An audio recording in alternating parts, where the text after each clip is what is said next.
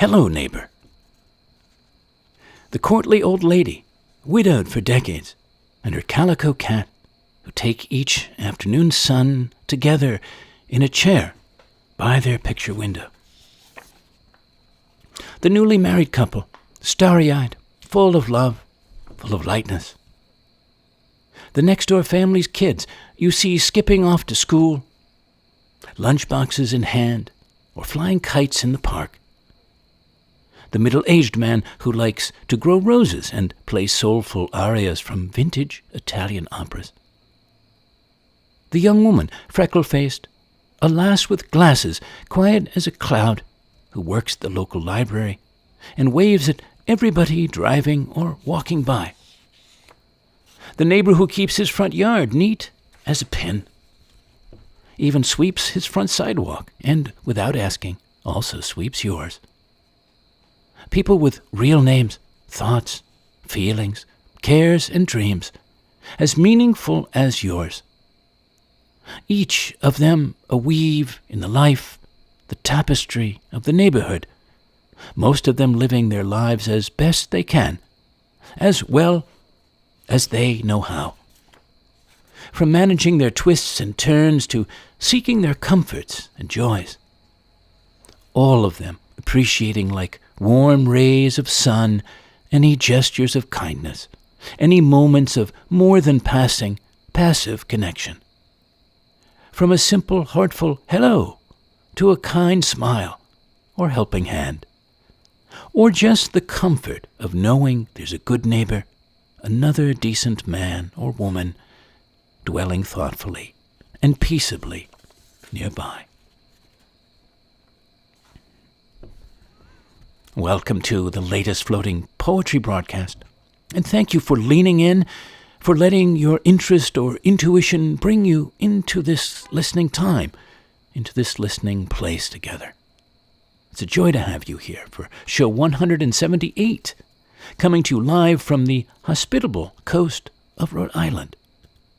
This is your poet, and now guiding spirit in the poetosphere, Colin Goedecke. Here and elsewhere, a voice for living our days more fully, more alively, more poetically.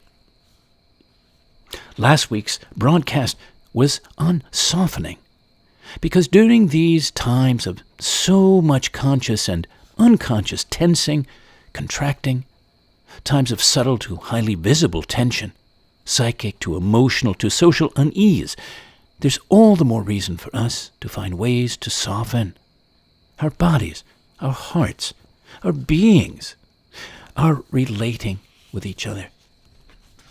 Well, this week, hello neighbor, bringing our best presence to our neighbors and neighborhoods, taking down instead of building up fences and defenses between us and all good neighbors, being and appreciating having thoughtful, heartful neighbors, whether next door or in whatever neighborhood we live in, including simple yet greatly meaningful neighborly gestures, some of which may have been forgotten or atrophied over time in some cultures, if not all small towns in America and elsewhere, but they're ever part of our natural human caring, our desire for kind connection, friendly relations, and harmony, community with the people around us. And you might agree that in America we are in serious need of much greater, much truer community in our neighborhoods, our towns and cities, our countries, our society, where we're sincerely looking out for each other, thoughtfully, humanly, as we go. And others we share our surroundings with are looking out in good ways for us. I'm happy to say I live in a town where I feel that's very much the case. And so I'm inspired that it can happen where it isn't enough. So I've crafted a communifying show of cultural commentary, quotes, poetry, and anecdotes from listeners and others for us to enter for at least a while here, an observing and vicarious experiencing of neighbors and pondering our own experiences with them, and how we are ourselves as a neighbor, as part of the mosaic of each neighborhood. Yes, the presence, the essence and conscientiousness that we bring or can bring to the one we each reside in. Well, let's go local in Brooklyn. This is Walking Along Court Street, Cobble Hill, Brooklyn, May 2018. It's a poem to the neighborhood there, going local. Two Italian women cross themselves reflexively, deferentially, a touch defensively, as they pass below the steps of St. Agnes, where a glimpse of stained glass far back above the unseen altar is visible, muted with an overcast light, a downcast air. A young lady pushes a stroller in a pair of sad eyes. A dandy man sprouts a flower from his lapel, as if to repel or repeal the day's grayness. Proffered benches seat sidewalk pausers, readers in old gray mutt with a pink collar. No hipsters or posers at this midday hour. Well, make that two in telltale hats. Traffic slides by slowly, unhurriedly, single file. Neighbors, bread and butter, past neighbors. There's a strong place, a think tank. There's nectar, Italian ices, also spumoni. Inside the cinema, cameoed with faded stars, is a man who knew infinity. Is he still alive, or just lost his grasp on it? A red hook pumper near a corner waits at a red light, full of stocky firemen recently in flames. Gardens swallow the moisture, the fresh coolness, and keep greening. Spring flowering. At 4:44 on another edgeless Brooklyn afternoon.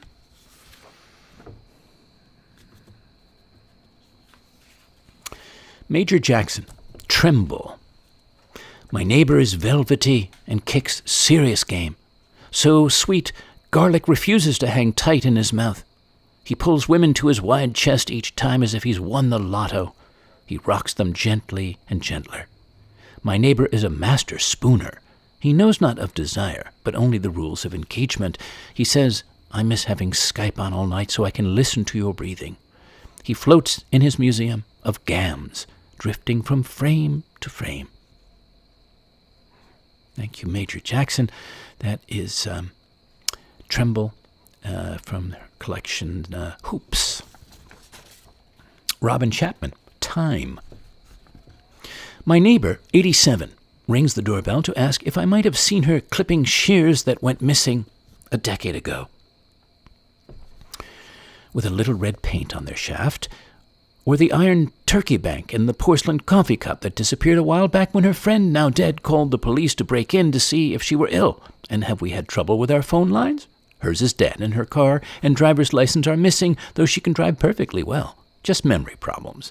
And her son is coming this morning to take her up to Sheboygan, where she was born and where the family has its burial lots, to wait on assisted living space. And she just wanted to say we'd been good neighbors all these how many years, and how lucky I am to have found such a nice man. And could she borrow a screwdriver? The door lock to her house is jammed. Thank you, Robin Chapman. Makes me think of all the times I needed to borrow something, or someone asked me to borrow something that they needed, some tool often. Sometimes a cup of sugar or flour. David Baker, Neighbors in October. All afternoon his tractor pulls a flat wagon with bales to the barn, then back to the waiting chopped field. It trails a feather of smoke. Down the block we bend with the season, shoes to polish for a big game, storm windows to batten or patch. And how like a field is the whole sky now that the maples have shed their leaves too. It makes us believers, stationed in groups, leaning on rakes, looking into space. We rub blisters over billows of leaf smoke, or stand alone, bagging gold for the cold days to come. Thank you, David Baker, for that.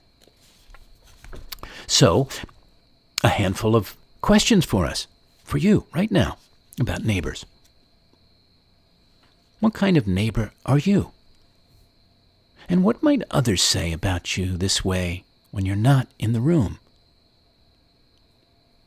What expectations do you have, or have you had, about your neighbors? Have you been critical of any of them in the past without knowing anything about their lives? Bad apples aside, of course. Have you been surprised to discover how delightful certain ones were in ways you never would have guessed? Who were some of the very best neighbors you remember, from childhood or adulthood, or both? And why were they such good ones in your eyes? Do you have a great neighbor story? I'd love to hear it if you do. And what about one of the good turns, thoughtful turns you recently or ever did for a neighbor? Unasked.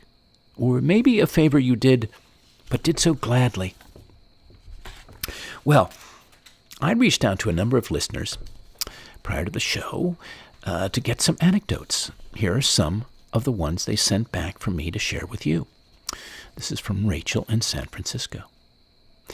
The floor to the apartment, a multi-patterned, tight mosaic, already felt festive as the hallway filled with Nina Simone, as if the individual black notes could escape from under the door to fill the warm hallway with preemptive, anticipatory joy. And just as I approached the door, I could hear a familiar voice saying aloud, "Is she really here? Is this really her?" Well before he turned the brass doorknob and gently opened the old, heavy, Upper West Side wooden door. He would still be asking these questions, happily, aloud, and with welcomed anticipation. Inside the bright, light loft, he greeted me, a long-lost conquering hero, arms open widest, suggesting a libation as I noticed the familiar, his full-form poems printed, rolled, ribboned, and resting in rustic wine-glasses, large bright green palm trees that brought nature inside, and the sherry, wine, butter, garlic all simmering on the stovetop, told me that tonight it is I, the lucky guest in his neighborhood, and for whom all the cutting and cooking was for.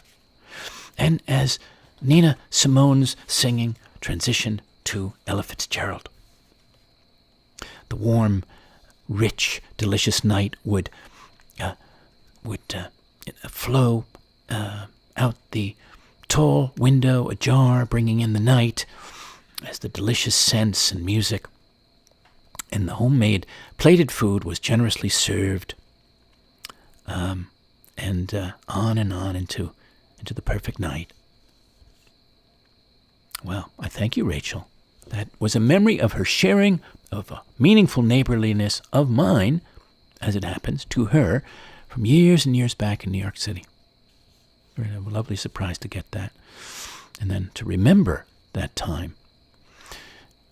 Well, I've always done my best to be a great neighbor everywhere I've lived, then and there since.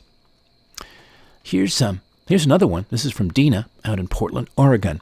And she wrote this. This is one from my childhood, from my mom. My family was never a pet family. Coming from Greece, where barns were built under the home so the heat from the animals would warm the house, and the smell, well, that was an unwanted byproduct, my family vowed, once in America, that they would never have an animal in the house again. So for us, dogs were foreign and somewhat feared, until one day in the 1970s. My mom was sitting in the backyard with an old-style hairdryer on, covering her head and ears, out sunning while drying her hair. Suddenly, a rabid dog came into our yard and began growling at her. She didn't realize this because she couldn't hear anything through the giant hairdryer. The dog crouched to jump on her and propelled itself into midair and was just about to land on her when it was met in midair by our neighbor's German Shepherd Rex, who fought the rabid dog off and saved my mom from serious injury. Well, Rex became part of our family, the first and only dog ever allowed in our home. Sometimes neighbors have 4 feet. How about that one? That was good. That was very good. Thank you, Dina. I hope you get a chance to hear this. At some point, I'll let her know that I shared it tonight. I had one of my own, actually, from boyhood. boyhood summers by the sea I spent in Bay Head, New Jersey, very little town there. Lovely childhood summers. And there was Mr. Griggs, lived right around the corner. His house fronted Twilight Lake in this little town. And every summer, every weekend, usually on a Sunday, I believe, might have been a Saturday, he had sort of a beautifully landscaped yard, but it wasn't lawn, it was gravel and plantings. Well, he would bring out an old projector, big screen, lots of lawn chairs, invite everybody who wanted to come from the neighborhood, bring snacks, whatever you wanted, a blanket, if it was cool, and sit out looking at old films. So each weekend he would have some old wonderful film, whether it was a Laurel and Hardy or something else, especially things the kids loved, and I thought he was the best neighbor of all to do that. I still think of him in those times. Well, friends, what's the spirit of your neighborhood? How would you describe it? And what do you love about it? Why did you choose to live there to begin with? And what for you makes a great neighborhood? What are the ingredients for you? How much of your spirit do you bring to it, infuse into it? How much do you actively care about your neighborhood and give some kind of care to its well-being, to creating or helping kindle a greater sense of shared community? How much has your experience of neighborliness changed from the days you were a kid to now? What have you observed? And how important do you think it is for everyone to be or become far more neighborly, more friendly instead of strangers, instead of relating impersonally or anonymously, including with local shopkeepers and service people? After all, neighbors of all these kinds are part of the immediate and surrounding circle, community that you live in, that I live in every day, that you move through. And we knowingly or unknowingly influence, imprint in some way, often unseen ways, but ones that affect others, affect the whole. Well, every day we can choose to be conscious and conscientious neighbors to the people next door, the people in our neighborhood, or not. But each choice has a ripple effect, a reverb. Think about that next time you see a neighbor. Well, hello. Yes. Okay. Across the years, think of the neighbors of all kinds, stripes, colors, and flavors that you've seen, that you've known, that you've met, even if they weren't always exactly your cup of tea. Here's Dobby Gibson's poem, Fortune. The neighbors will soon spread their confounding potluck before you. The neighbors will soon spread their confounding potluck before you. Dressed in period garb, they wear sandals with socks. They subscribe to Life magazine to experience the present as if it were already the past. Their flowering trees were engineered to never drop fruit. Overhead, constellations of stickers glow from bedroom ceilings as souvenirs from a time when life was lived outdoors. All conversations end in silence. The trick is to make it purposeful. It's not going to get any easier, for these are the cliff notes. Thank you. Thank you, Dobby Gibson. Think about that one a little further. From the Art of Neighboring, Building Genuine Relationships Right Outside Your Door by Jay Pathak, P-A-T-H-A-K. Here's a brief synopsis of the 2012 book that he wrote. Once upon a time, people knew their neighbors. They talked to them, had cookouts with them, and went to church with them. In our time of unprecedented mobility and increasing isolationism, it's hard to make lasting connections with those who live right outside our front door. We have hundreds of quote friends through online social networking, but we often don't even know the full name of the person who lives right next door. This unique and inspiring book asks the question, what is the most loving thing I can do for the people who live on my street or in my apartment building? Through compelling true stories of lives impacted, the authors show readers how to create genuine friendships with the people who live in closest proximity to them. Discussion questions at the end of each chapter make this book perfect for small groups or individual study. So I point you to it, friends. It's called The Art of Neighboring, Building Genuine Relationships Right Outside Your Door. Good Neighbors, an excerpt from Nancy Rosenblum's book about everyday American life. Good neighbors, the ones who check that your front door is locked, feed your dog, make sure you've got a flashlight when the power goes out, are indispensable in life and in literature. Think of the close-knit communities in Willa Cather's novels and the people who helped each other in the aftermath of Hurricane Katrina. Our history is also home to bad neighbors, those who looted and destroyed Japanese Americans' homes during World War II, or the townspeople who committed and attended public lynchings. In Good Neighbors, The Democracy of Everyday Life in America, Nancy Rosenblum looks at how the family next door fits into our national narrative, how essential are neighborhoods to our conception of democracy. What makes for good neighbors, and why do we care so much about them? Who is my neighbor? The answer is more elusive and more interesting than first appears. For personally and individually, who counts as our neighbor is not automatic with proximity. Location is not enough.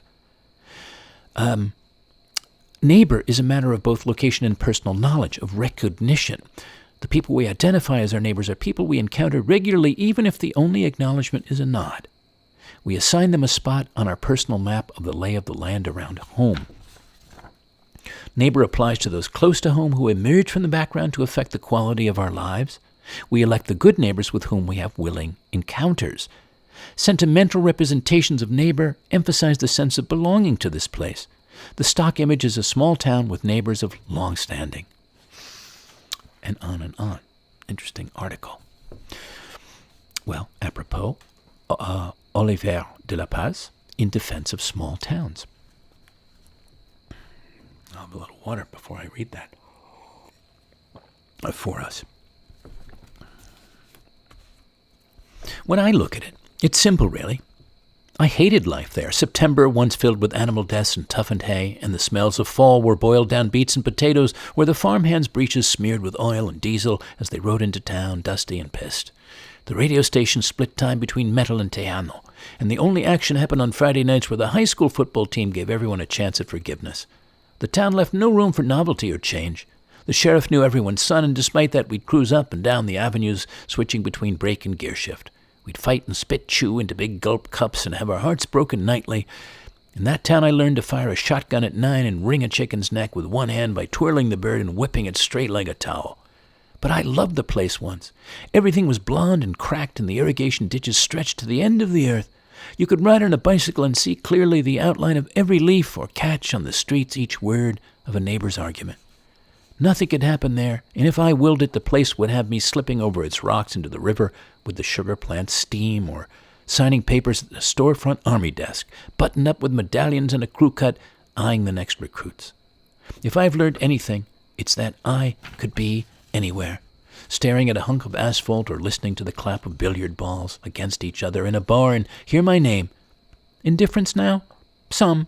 I shook loose, but that isn't the whole story. The fact is, I'm still in love.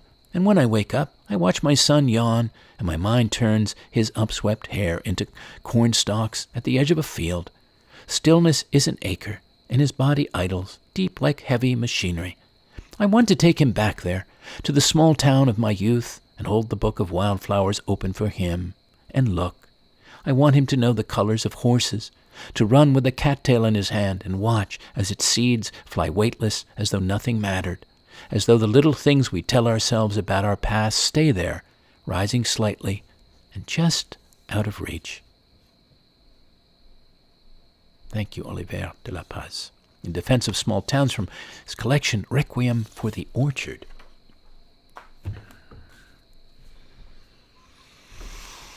From the Washington Post, Front Stoops, 1981. Just a few slices of this piece by Sarah Reimer. On those summer nights when the breeze comes up from the harbor, rustling the Bradford pear trees on Stiles Street, spinning the big yellow sunflower-shaped pinwheel on John Pente's rooftop terrace, sending the wonderful smells of Little Italy's restaurants all over the neighborhood, life moves out of doors to the front stoops. Conversation floats through the night.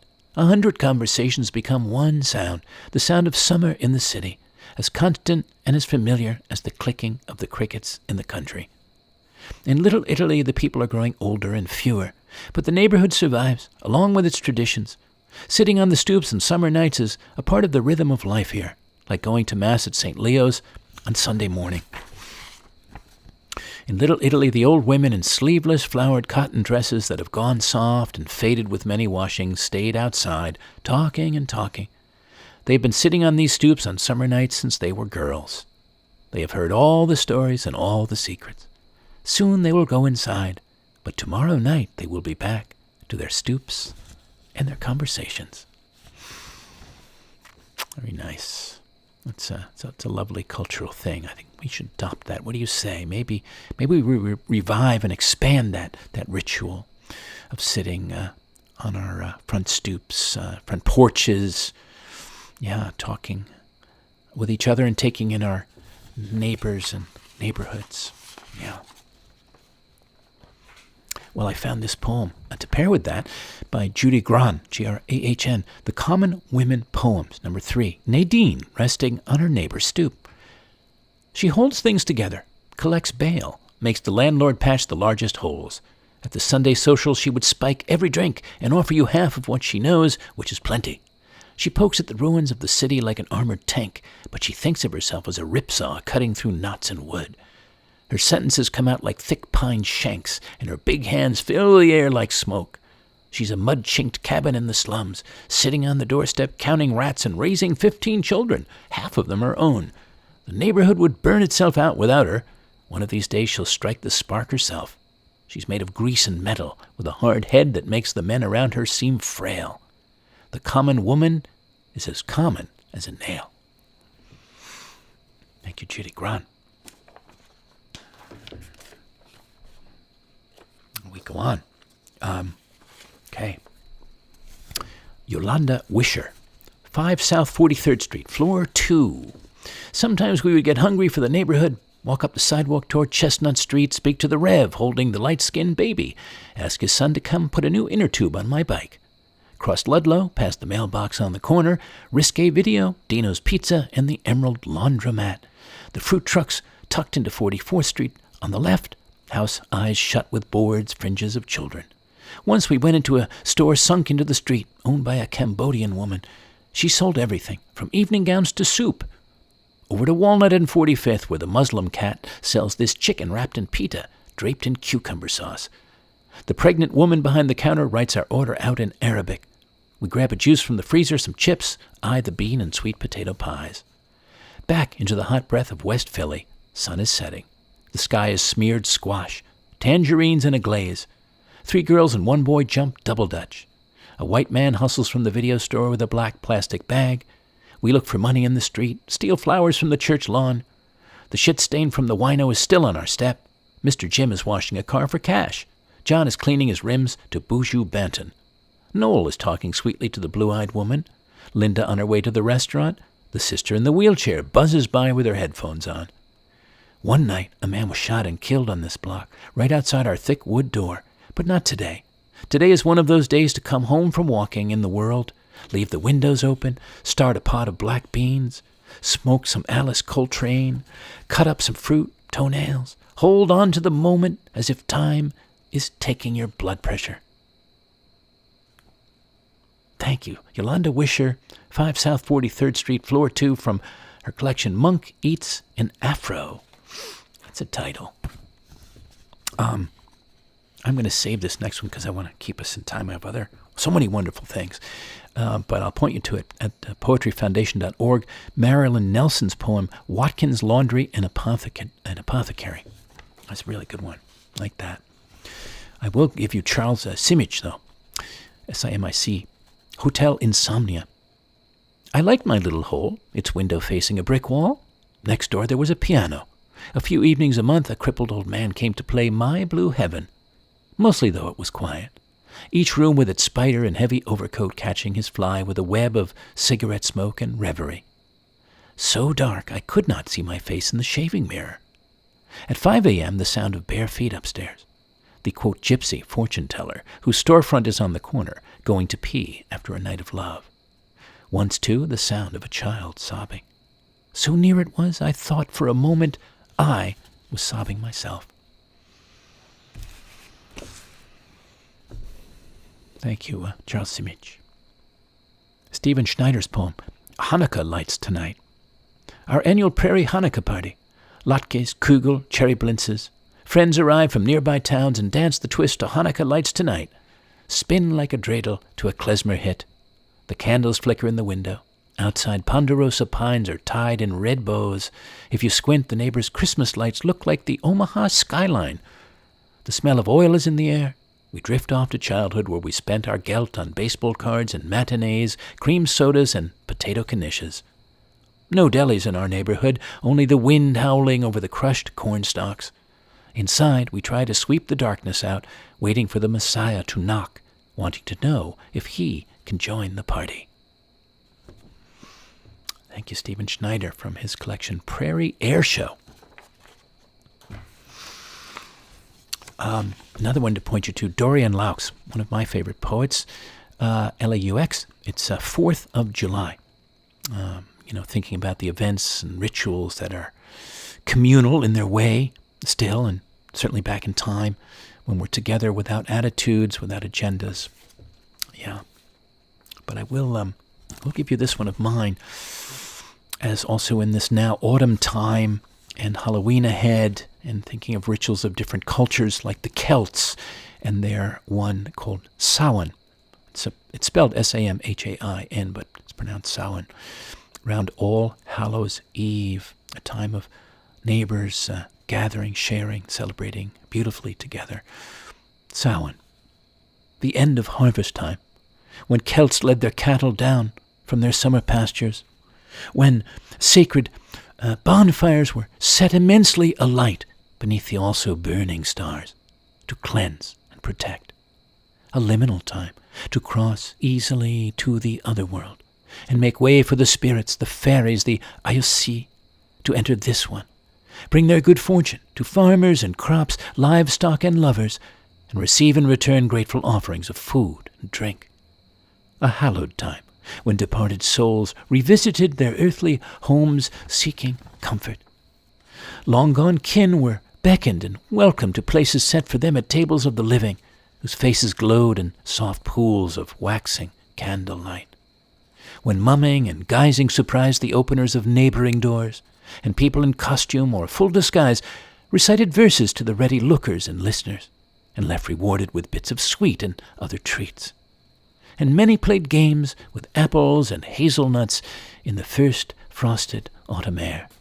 And all marked the turn toward solstice and winter, found solace in their deep-rooted symbols, their comforting rituals, embraced the arriving dark half of the year, and their spoken and silent passages through these realms of myth and mystery. Samhain. Well, musing on the energy that resonates distinctly in each neighborhood, I found a good poem, actually a few for us. First one here is Campbell McGrath's poem, Nights on Planet Earth. It's a little longer, so I'm just going to give you the second part of it. Sometimes, not often but repeatedly, the past invades my dreams in the form of a familiar neighborhood I can no longer locate. A warren of streets lined with dark cafes and unforgettable bars, a place where I can sing by heart every song on every jukebox. A city that feels the way the skin of an octopus looks, pulse changing from color to color, laminar and fluid and electric. A city of shadow-draped churches, of buses on dim avenues, or river lights, or canyon lands, but always a city and wonderful and lost. Sometimes it resembles Amsterdam.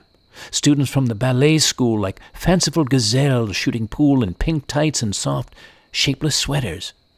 Or Madrid at 4 a.m. arguing the 18th Brumaire with angry Marxists. Or Manhattan when the snowfall crowns every trash can king of its Bowery stoop. Or Chicago, or Dublin, or some ideal city of the imagination, as in a movie you can neither remember entirely nor completely forget. Barracuda-faced men drinking sake like Yakuza in a Harukami novel. Women sipping champagne or arak, the rattle of beaded curtains in the back. The necklaces of Christmas lights reflected in raindrops on windows, the taste of peanuts and their shells crushed to powder underfoot. Always real, always elusive, always a city, and wonderful and lost. All night I wander alone, searching in vain for the irretrievable. Nights on Planet Earth. Thank you, Campbell McGrath. Rest is worth a read, too. Look that one up.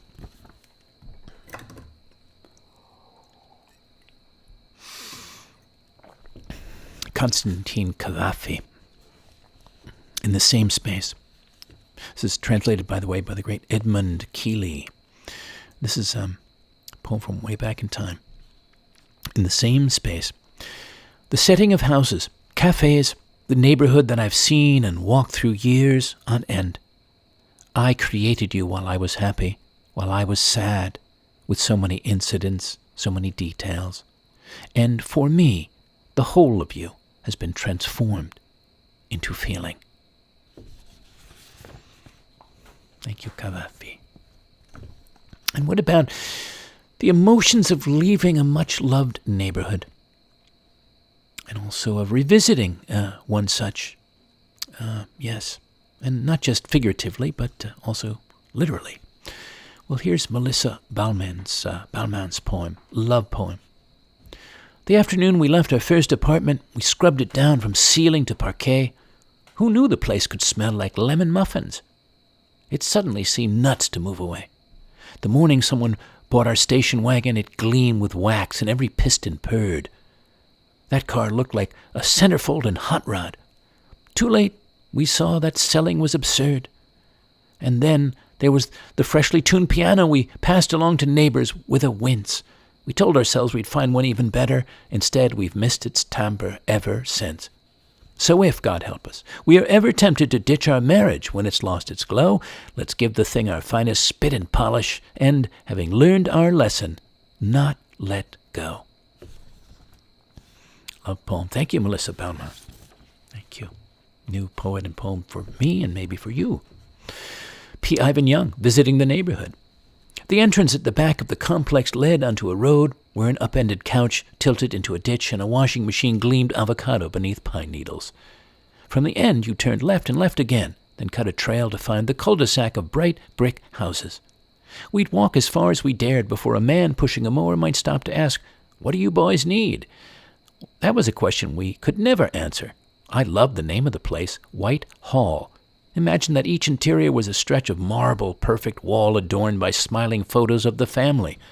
Our own halls were brailed with nail holes of former tenants, the spackled rounds of fists. But doesn't longing clarify the body? The boys I left behind, Tommy, wearing the World War II trenching tool, Danny, whose father, so much older than the other parents, died in his recliner one sunny afternoon while watching baseball, Duke, who stole his mother's car and crashed into a wall, boys who knew when you were posing, waiting for someone to say, "Smile." Boys who, on those latchkey days, held themselves in narrow passages when no one was there to show them what to do. Thank you, P. Ivan Young.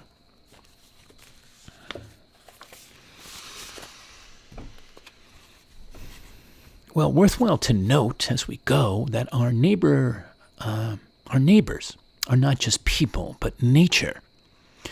Yes, with constancy, from trees to birds. So let's not forget the natural world that vitally infuses and inhabits our living places. Sometimes more greatly, sometimes less so, but there. This is a poem of mine from Watch Hill, Rhode Island, actually written on Christmas Day, 2020. The nest was full of gold, full of rings the old, once young magpie had gathered from the four corners of his neighboring world.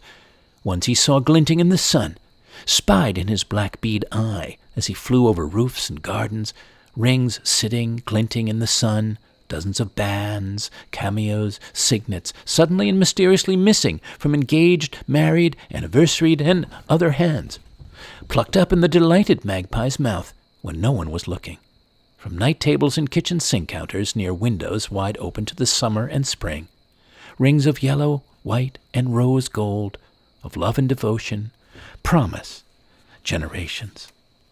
Since, resting and glowing by day and moonlight, here in a treasured nest on a weathered branch, high up in the magpied heavens of a tall oak tree.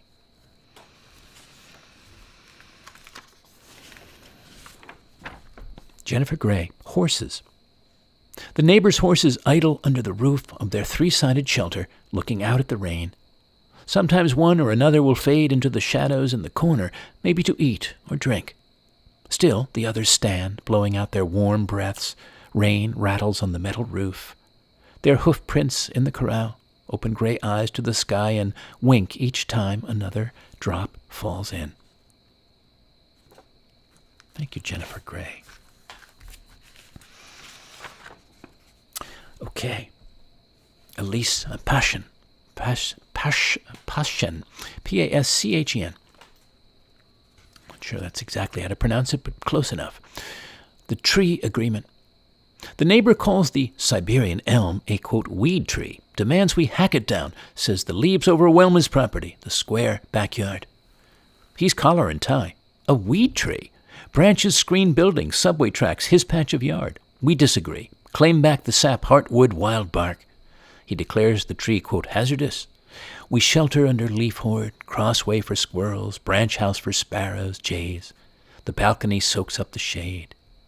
Chatter song drowns out cars below. Sun branches down. Leaves overwhelm. The tree will stay. We tell him no. Root deep through pavement, elm. Thank you, Elise Paschen.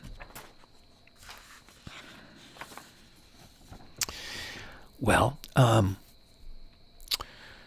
one year and time, back in time, I was in London and staying with dear friends and enjoying observing the neighborhood. And this was on Doria Road in Parsons Green in London, August 2013. The lavender cutters. Amid a bustle of late morning bees, a cloud of lavender billows over the wall of a postage stamp English garden, where a white-haired maîtresse and her black-faced jardinière, and after a summer-long absence in the folds of southern France, work to rein in its fragrant, flowering exuberance. The lavender cutters. Hélène et Guy. Nice neighbors. They don't play loud music. They don't have a dog. I think they're both mimes.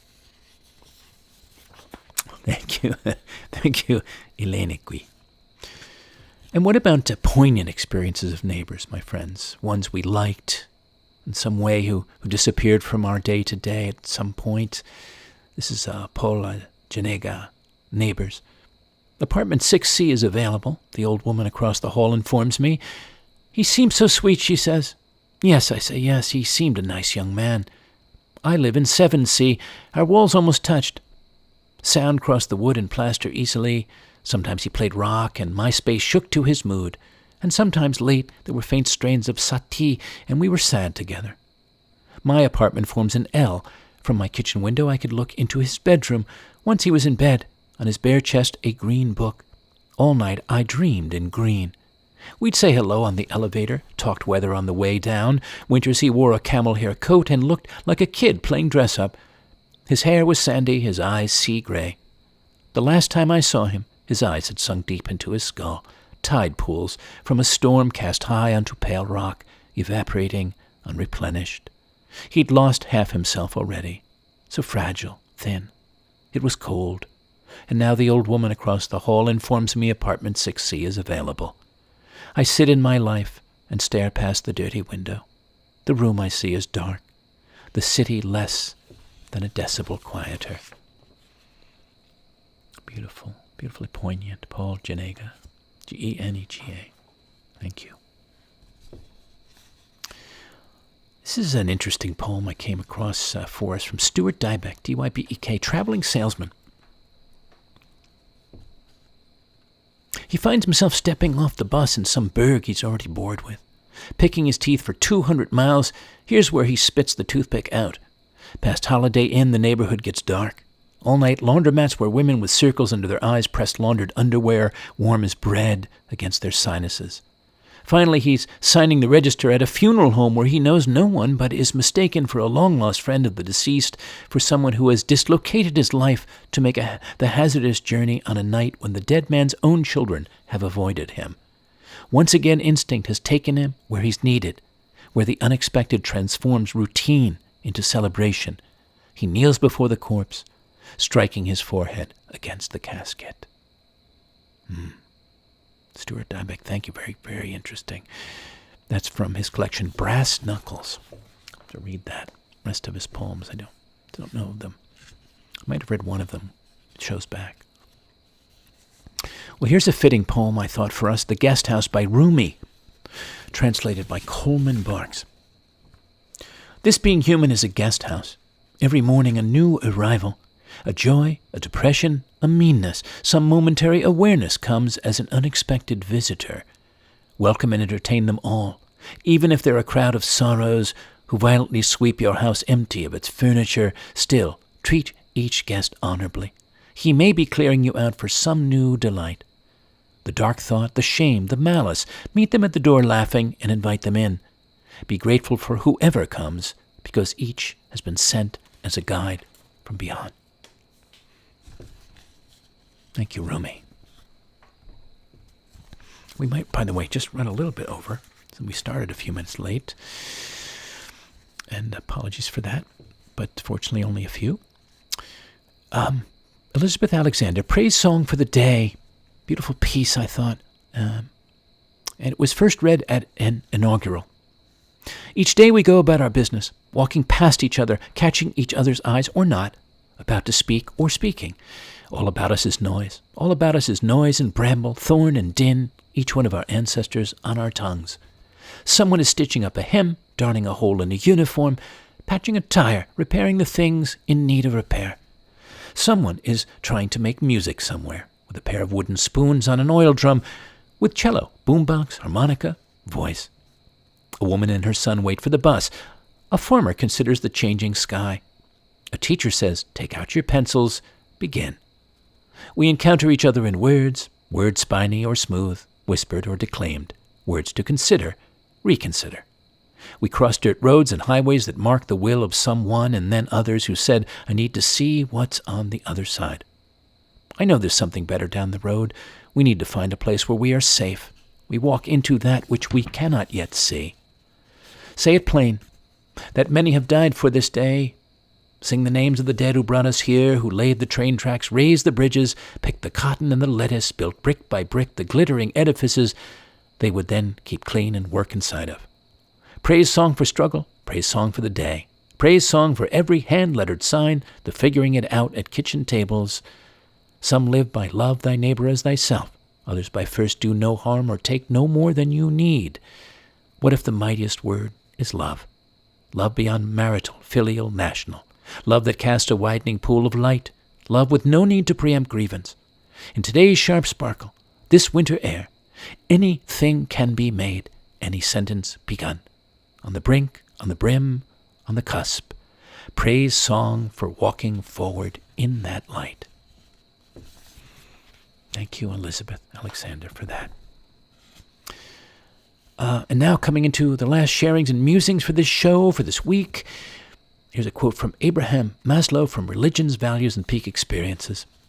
The great lessons from the true mystics, from the Zen monks, is that the sacred is in the ordinary, that it is to be found in one's daily life, in one's neighbors, friends, and family, in one's backyard, and that travel may be a flight from confronting the sacred. To be looking everywhere for miracles is a sure sign of ignorance that everything is miraculous. Poets have often written about the importance of friendship, but as G.K. Chesterton said back in time, we make our friends, we make our enemies, but God makes our next-door neighbors.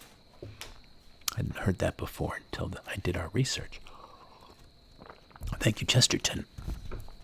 From grist.com. Won't you be my neighbor?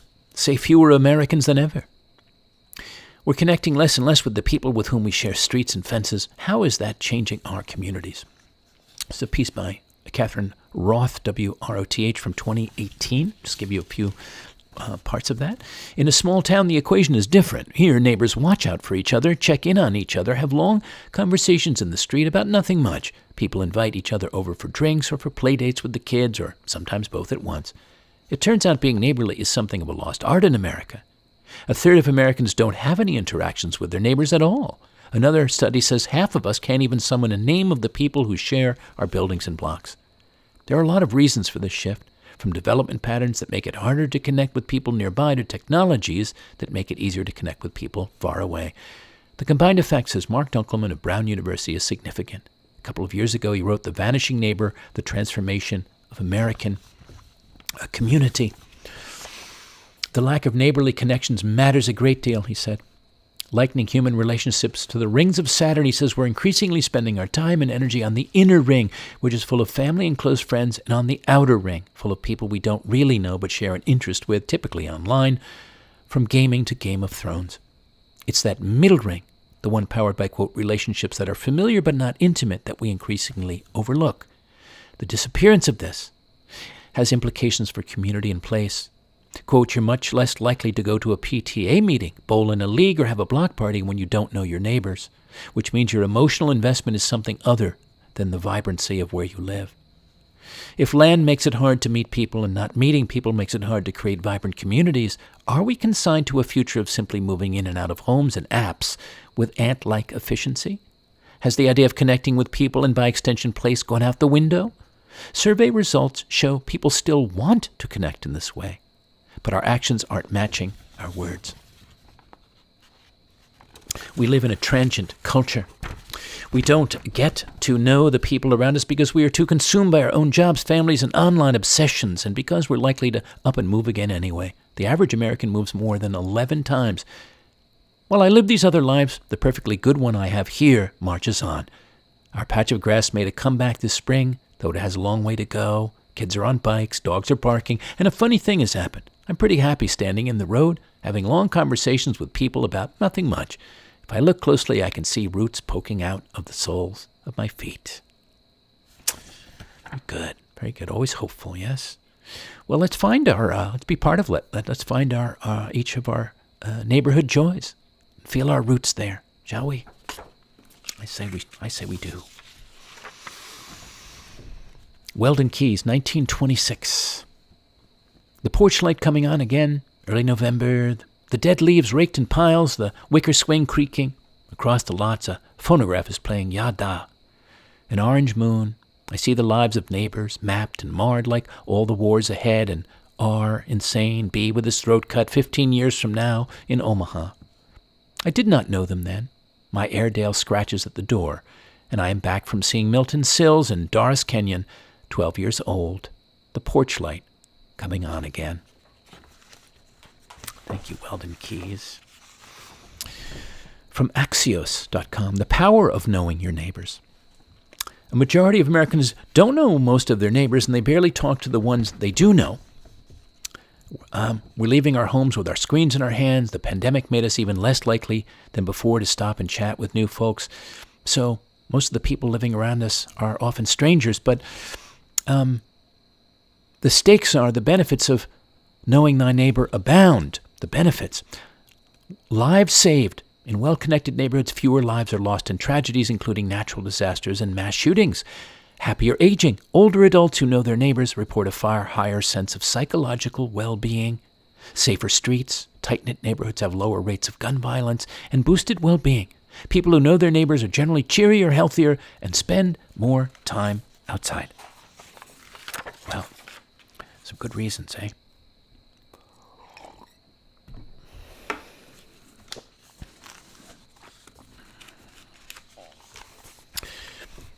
I'm going to pass on this next one to Lynn Pedersen, Pedersen, How to Move Away. You can find that at poetryfoundation.org. I thought that was a good piece. And this one is For a Father. Another one, Elise Partridge. But I will read these last few here. Good neighbors and neighborhoods can enlarge or deepen our sense of community. Our faith in humanity, I would say, too, and make our daily living, our daily journey, all the more kindful. This is League of the Open-Eyed, Minded-Hearted.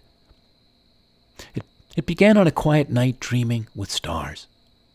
A confederation of caring, of the awake and awakening, that has no offices or bylaws or secret handshakes, exists, invites everywhere, extends without bounds to every corner of the planet, every man-made dwelling, every city to every town, village, outpost, hamlet, is a league for you, your neighbors, friends, family, for anyone willing to open their heart, mind, and eyes to the light and height of their humanity, to the right to live free, be at truer liberty, to the gift of being here in peace, in harmony. The wider we open them, each and all, the stronger such a league grows, the more our hope flows, fear recedes, the better the nature of our days, and the future of our one shared world becomes.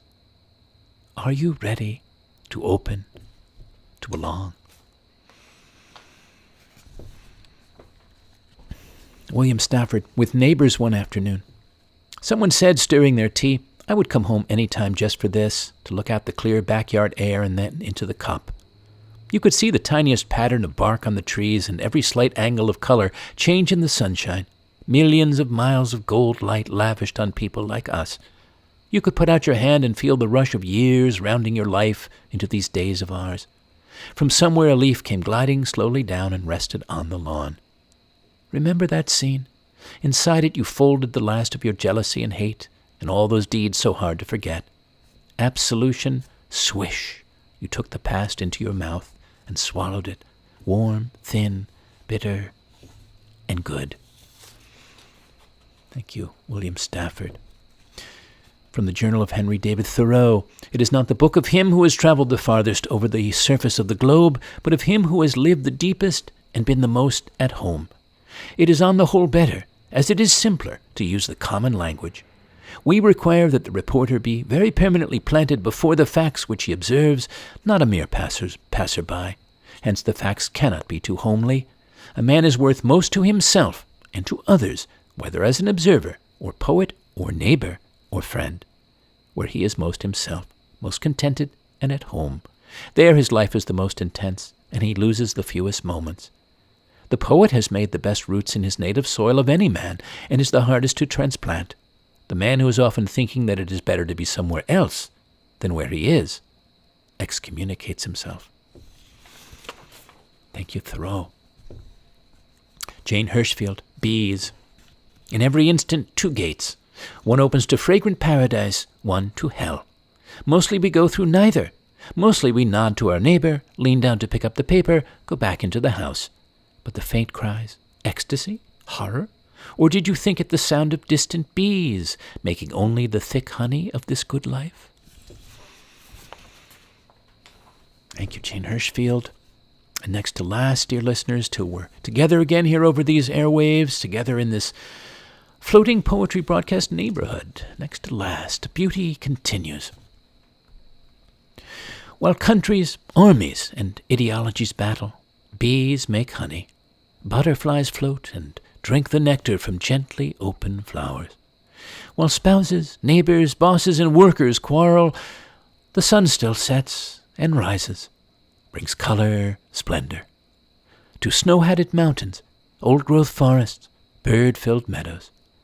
The moon still shines upon the faces of oceans and lakes, fjords and flowing rivers, on fish-filled bays, clear streams and tarns, tide pools of mussels, anemones, sea stars. While attention's actions turn to ungraced choices and places of being, unlovely behaving in the world's towns and villages, houses and metropolises, beauty everywhere, ever here, ever pure, continues. And last for now, from Braidburn Way, Convent Station, New Jersey, September 2016, where the lawns are always cut.